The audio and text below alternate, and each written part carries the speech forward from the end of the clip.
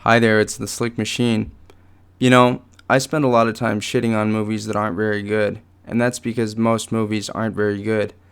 But now that we're living in the roaring 20s, I figured what better time to cast an eye backward into the past and list off 10 movies that I think are fucking great. Okay, here we go.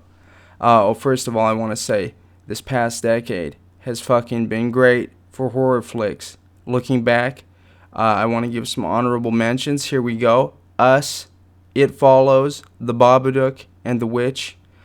Great. Not great enough to crack the top 10, unfortunately, but I just wanted to reflect on how great the horror movie genre has been doing in those examples, at least. So let's get into it. Number 10, best film of the decade, Captain America, Civil War, 2016. Now, I took off Once Upon a Time in Hollywood seconds before starting to record this video because I noticed, hey, there have been a lot of MCU movies released. What about Civil War? Did I like Civil War more than I liked Once Upon a Time in Hollywood? Yes, I did. So here it is at number 10. When the first time I saw it, it just fucking blew me away. I thought it was great. We don't have to spend a lot of time on an MCU movie. You fucking know what it is. Don't pretend you don't. Okay. Number 9, Ex Machina, 2015.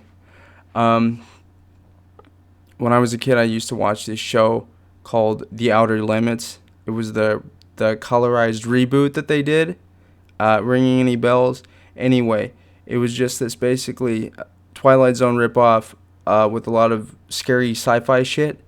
And Ex Machina is basically a 2-hour episode of not the Twilight Zone, The Outer Limits. Excuse me. There's a world of difference between the two. Anyway, I thought it was solid. Oscar Isaac is in it. That's really all you need to know. Ex Machina, number 9. Number 8, Drive, 2011. Have you ever wanted to see, what's his name, Ryan Gosling? This is unscripted, by the way. Can you believe it? Have you ever wanted to see Ryan Gosling clad in a scorpion jacket, possibly on the autism spectrum, stomping the shit out of just about everybody he can? Well, then have I got a movie for you. It's called Drive. It's based on a video game called Hotline Miami. That's really all you need to know. When it came out, just blew people away. I mean, there's so much style that it becomes substance. Number 8, Drive. Moving right along, number 7, The Master, 2012. Joaquin Phoenix, and give me a second. Hold on, I'll get it. Philip Seymour Hoffman. See, I pulled it out of the file cabinet. Joaquin Phoenix and Philip Seymour Hoffman have great chemistry. I think this is a great fucking flick. They use Scientology to sort of spice it up. They just use the right amount of references to Scientology to just really, season that soup, baby. And I just like it. I like The Master. I think it's a solid flick. And, that's why it's on the list. Number 6, I almost forgot how much I like this movie, and I remembered. Number 6 is Foxcatcher, 2015. Now, I don't watch The Office. I don't know anything about The Office. I don't know anything about the guy that's in The Office, the main guy. I don't remember his name, and I'm not going to stop for 20 seconds this time to try and remember it.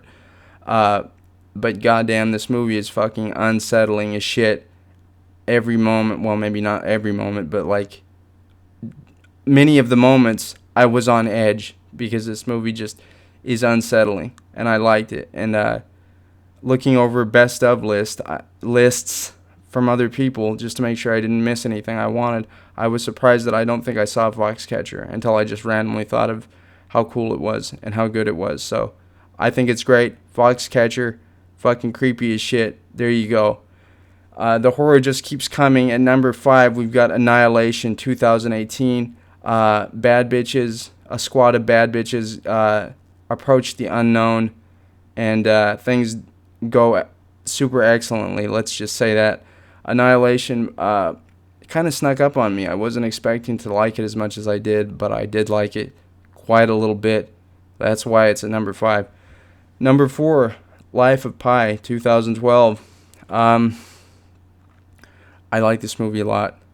I think if you really look into the themes and see what I think the film is trying to say, I find it to be very subversive. I find it to be a very extremely subversive film, and I just enjoy it. I like it. Too bad the people that did the CGI went bankrupt, because fuck those people. We need a few extra dollars, said somebody that bankrupted those people. Anyway, Life of Pi, it's great. I'm not going to fucking re-record the video. Maybe this entry was a little weak. You need to just trust me and watch these fucking movies. I shouldn't have to explain it all. Life of Pi, great flick.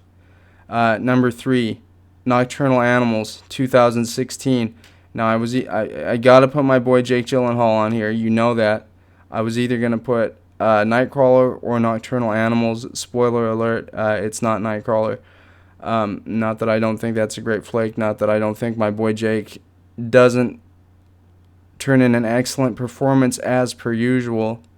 I just like Nocturnal Animals that little bit more. It just stuck with me a little bit harder. I found, it's visceral, shocking. Tom Ford directed it, so I'm going to go buy one of his $2,000 shirts or something. Anyway, Nocturnal Animals, great flick. I love the framing device. I won't spoil it for you, but top quality psychological thriller. I can't recommend it enough, really. We're really getting into the good shit now that we busted the top 3. Number 2, Shutter Island, 2010. Oh, baby.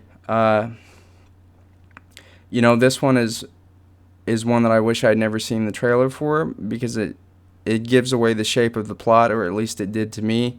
But, once I watched this for the first time, I sort of realized that there's so much more to it than just plot.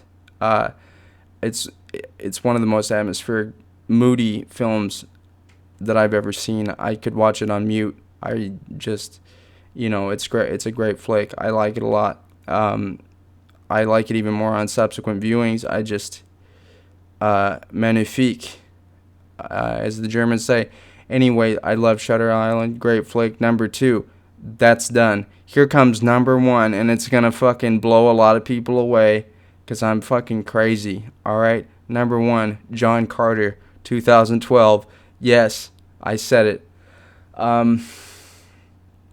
Very rarely does a movie do so much of what I want.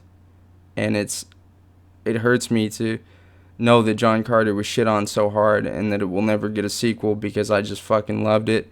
I make a point of showing it to people from time to time. I've never shown it to somebody that didn't like it. Maybe they just didn't have the guts to tell me they didn't like it, but, it's just a win for me, okay? Nobody's openly admitted to not liking John Carter in my presence, because they know it would probably be a dangerous move. This movie just fucking blew me away. I remember sitting in the theater thinking, fuck, I'm so glad I saw this in the theater. CGI Willem Dafoe kicks a lot of ass. I just loved it so much. It's a great movie. If you haven't seen it, I would urge you to see John Carter.